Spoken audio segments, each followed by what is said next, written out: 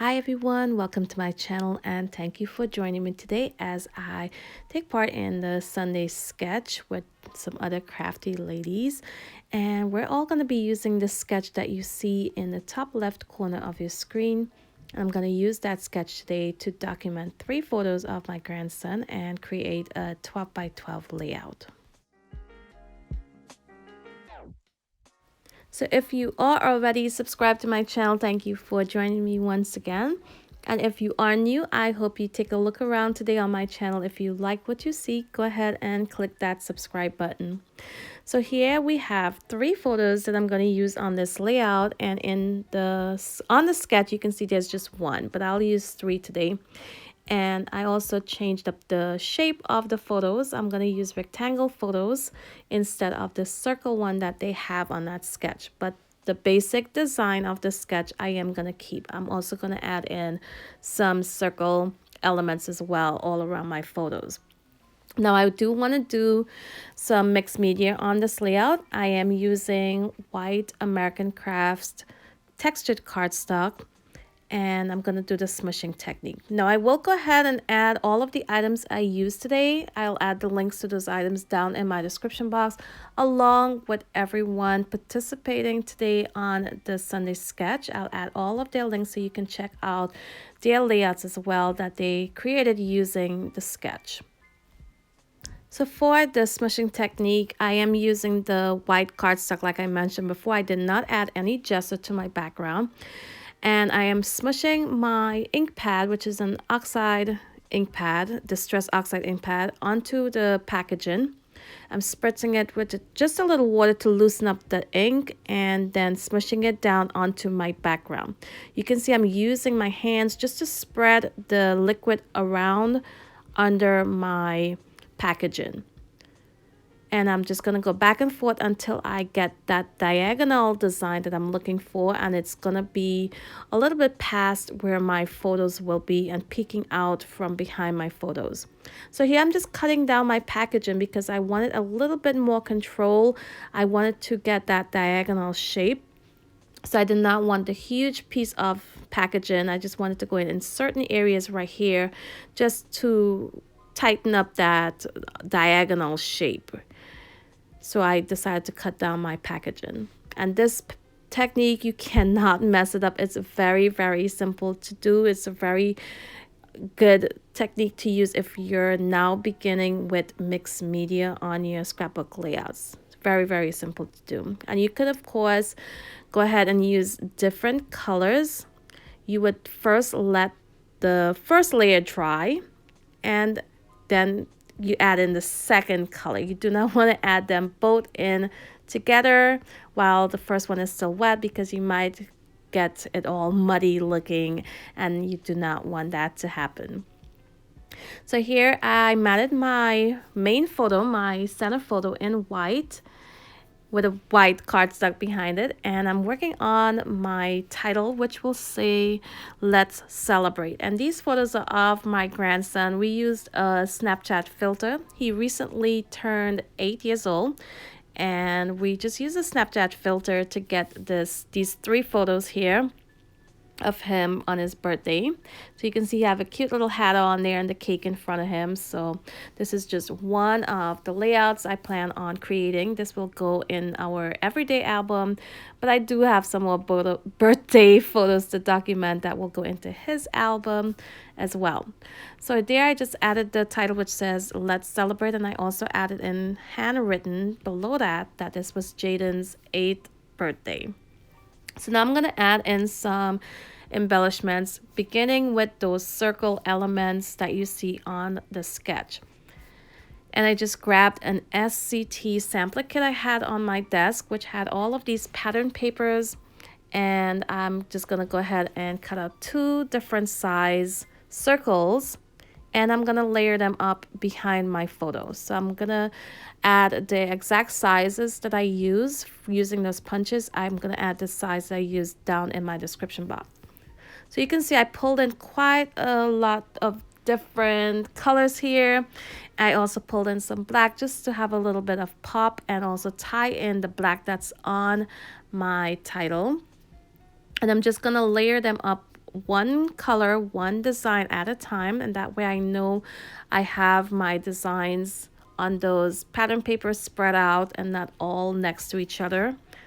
And I'm gonna layer some of the smaller circles on top of some of the large ones. Now, once I have them all in place where I want them to be, I'll go ahead and begin adhering them to my background.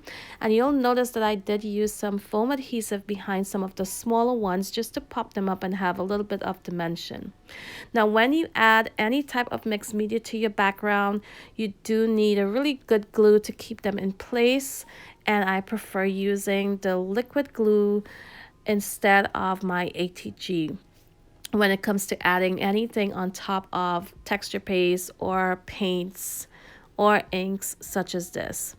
So you can see that I'm using the art glitter glue, and I'm going to adhere all of these circles to my background.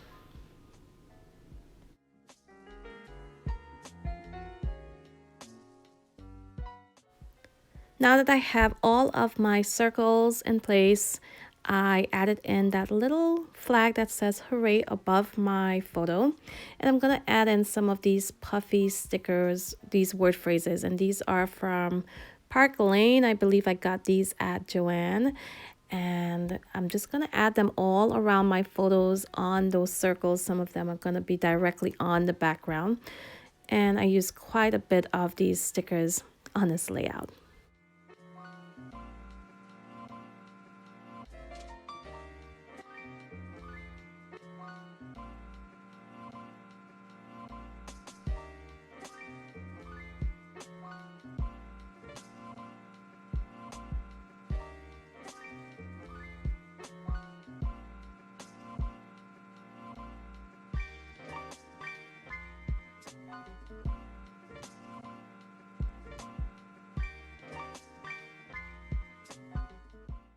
So once I am done adding in all of these stickers, I will go ahead and add some Nuvo drops, and I add them in between some of those circles just to fill in the spaces. I am going to use some of the black drops and some of the red ones.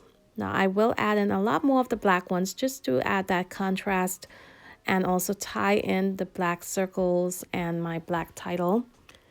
And I do add just a few of the red ones just to pull in a little bit more red, seeing that I have some of those red circles there, and there's a tiny bit of red in the photo as well. Now once I'm done adding these Nuvo drops, I'm going to add some black splatters, and that's where things go a little bit different than I had planned. I am going to add some splatters, of course, being careful not to get them on my photo, but you'll notice that I do get some in the corners, the white corners of my layout, and I did not like how that looks. So I am gonna go ahead and remove those two corners, and coming up soon you'll see what I do.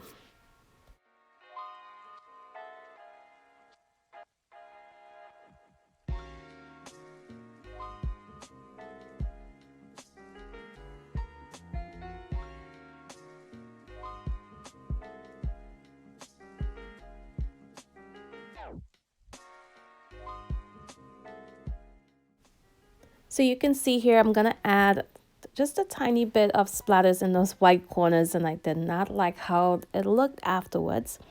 So I'm removing both of those corners right now, and the tier that I'm doing right now, I did not like how jagged the edges were. I wanted it to look a little bit more neat, and I'm gonna go in with my tier ruler and just smooth it out a tiny bit, with still leaving that torn look on the edge. Now I was considering adding a solid cardstock on the back as a mat and placing the entire diagonal design here on that cardstock, but I went ahead and grabbed some pattern paper instead, and it looked really, really good against this striped background. So that's what I'm gonna go ahead and go with. So here you can see me removing some of the white off the sides of my main focus, my main focal area on the layout. I did not like how that looked either. So I did pull it all apart. I added that diagonal design on a piece of white cardstock still leaving that torn edge, which I liked. In the end, it added some texture to the layout. And I just went ahead and trimmed up the corners of that diagonal pattern paper, and I'm just going to add those in, leaving the white border all around the layout. And I really love how this looked. So here I'm just adhering that to my background, and I do go in with a black fine tip pen and add a border all around the layout on the outer edge of my focus area on this background. So I hope you guys enjoyed the process today. I hope you found it helpful if you want to try some mixed media on your next layout. And also go ahead and take a try with this sketch as well. It's such a lovely sketch, and you can see even though there were circles for the photos, you can change things around if you wanted to and make it your own. Be sure to check out the other ladies who will be listed in my description box and see their take on this sketch today. Coming up, I have this close-up shot here. You can see all of the details here, and I am going to do some still shots as well. So I want to thank you all for watching, and until my next video, bye.